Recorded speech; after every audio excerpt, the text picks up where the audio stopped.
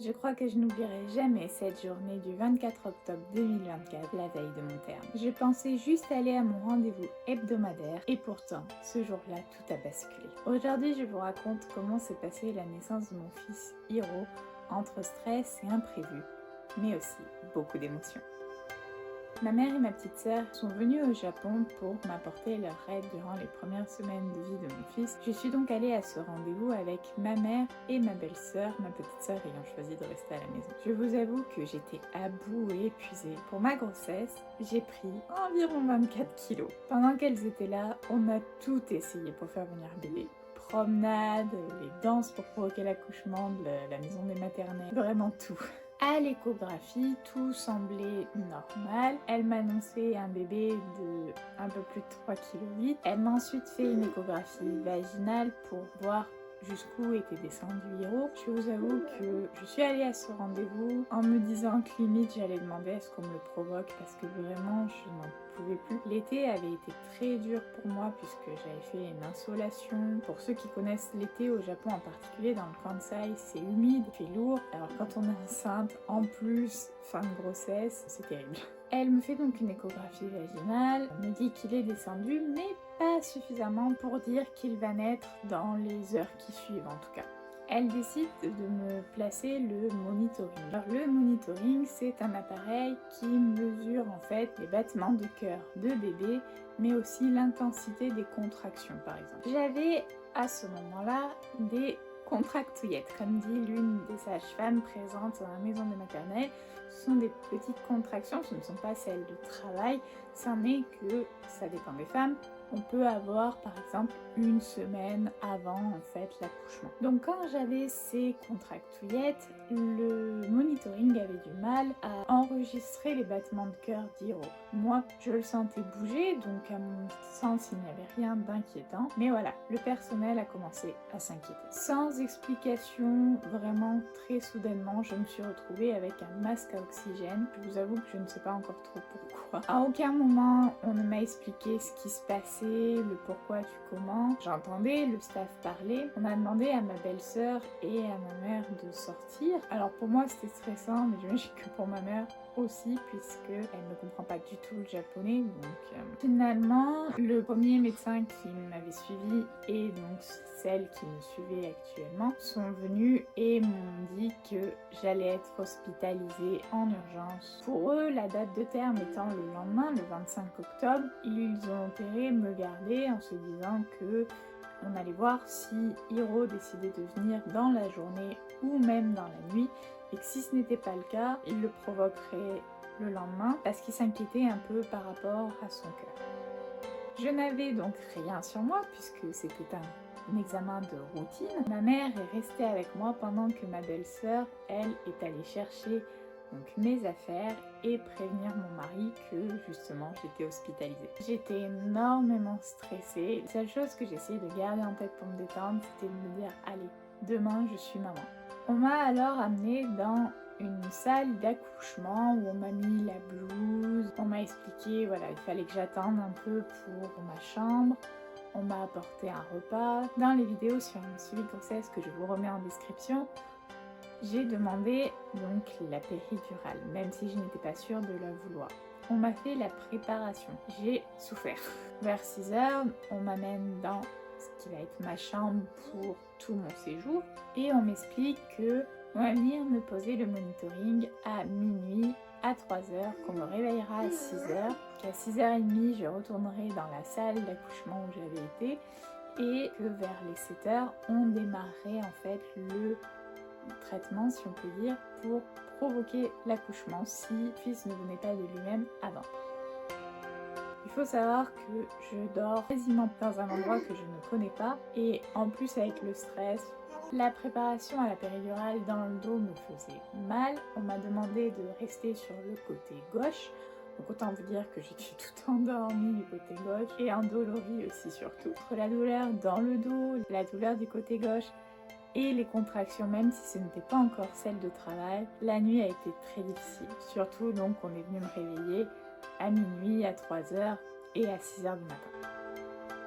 6h vient, on me réveille, je me prépare, voilà, tranquille. 6h30, on m'emmène dans la salle d'accouchement, commence par me poser le monitoring et ensuite elle me met infusion pour le médicament qui va lancer les contractions de travail. Et là, rebelote, l'impression de revivre la même scène, l'infirmière arrive, regarde le monitoring et là, elle arrête tout, elle s'en va, je n'ai aucune explication, ne me dit rien. Alors moi, le stress depuis la veille, le fait de ne pas avoir dormi, je vous avoue que c'était lourd quand même à supporter tout ça. Vous avez un peu un sentiment de panique en plus qui s'empare de vous à ce moment-là. Je l'entends au loin parler de césarienne, je vous avoue que là mon cœur s'est arrêté.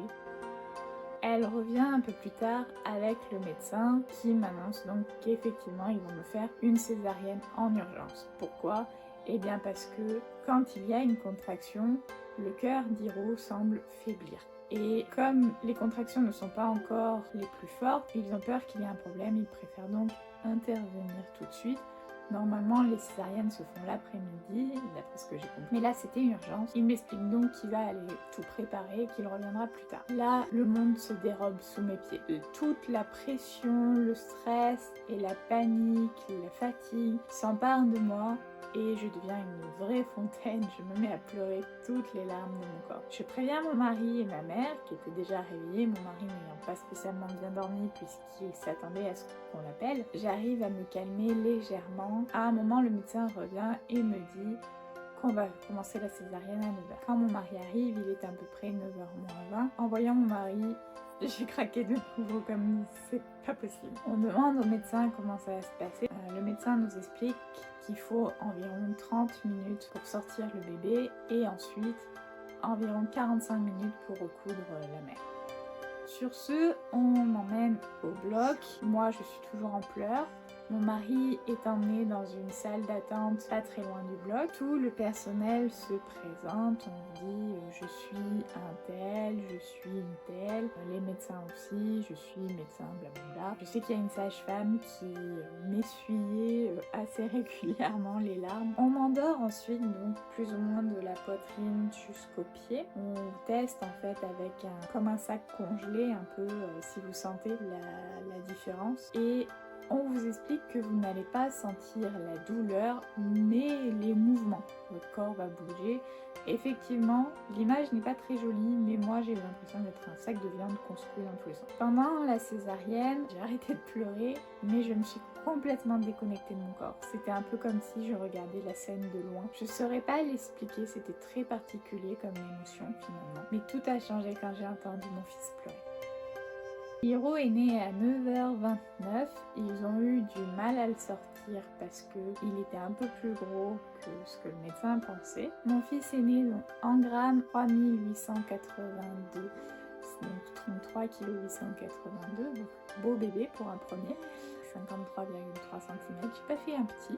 Et ils ont eu du mal à le sortir puisque voilà, il était un peu plus gros que ce que le médecin pensait. Et aussi, chose qui me choque encore aujourd'hui, puisque moi à aucun moment on me l'a dit, quand ils ont amené mon fils à mon mari, ils lui ont expliqué que ça avait duré un peu longtemps. Bon, finalement, ils nous avaient dit 30 minutes, donc on y était. Mais ça avait duré un peu longtemps parce qu'ils avaient eu du mal à le sortir parce qu'il avait le cordon autour du cou. Et je trouve ça encore choquant aujourd'hui qu'à aucun moment, le personnel de l'hôpital n'ait estimé bon de me le dire à moi, qui suis quand même la mère. Quand Hiro est né, on me l'a amené à côté de moi. Ça n'a pas duré très longtemps, malheureusement. Ensuite, quand ils lui ont fait les premiers soins, il y avait une caméra sur lui et j'avais un écran à côté, ce qui me permettait de le regarder tout le long où il était dans le bloc. Une fois les premiers soins finis, ils l'ont emmené à mon mari, pendant que moi j'étais recousue, seule mais soulagée. Mon fils était là et de toute évidence en bonne santé. Cette naissance ne s'est pas du tout passée comme je l'imaginais. J'avais énormément préparé pour un accouchement naturel. Comme je vous en ai parlé dans les précédentes vidéos, j'ai énormément regardé la maison du maternel, des comptes Instagram aussi pour faire des exercices, les livres aussi. Je vous remets d'ailleurs en description le lien pour ma vidéo justement sur les livres qui m'ont aidé pendant la grossesse. J'avais acheté énormément de choses pour soulager le périnée après la naissance. Vraiment, j'étais prête à vivre cette expérience d'un accouchement naturel et j'avoue pendant quelques temps avoir eu l'impression qu'on me volait mon accouchement. Même si bien évidemment l'important c'est que mon fils aille bien, qu'il soit né en bonne santé et c'est ça qui compte. J'espère que cette vidéo vous a plu, n'hésitez pas à la liker et surtout à commenter, racontez-moi si vous aussi l'accouchement ne s'est pas passé comme vous le pensiez ou comme c'était prévu, si vous aussi vous avez eu par exemple une césarienne d'urgence ou un déclenchement. On se retrouve très vite pour la prochaine vidéo. Ciao ciao!